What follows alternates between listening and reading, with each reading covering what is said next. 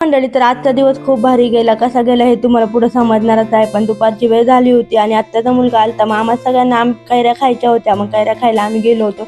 तर हे आंबे खूप जुने तर ते ना शेताच्या कडेला चारीचं पाणी असतं ना पाटाचं, त्याच्या कडेला लावलेले आंबे खूप जुने, म्हणजे वडिलांना पण आठवत नाही एवढे जुने, खूप जुने येते. त्यानंतर मग भरपूर साऱ्या कैऱ्या काढून घेतल्या आणि दर्शनीचा तर हा पहिलाच अनुभव होता कैऱ्या काढायचा. तिला तेवढी मज्जा वाटत होती ना कैऱ्या काढायची. तिच्या हाताला येईन तेवढ्या कैऱ्या तिने तोडून घेतल्या आणि एवढे झाडाला कैऱ्या बघून खूप भारी वाटतं, कारण गावाकडे आलं की हीच मज्जा भेटते.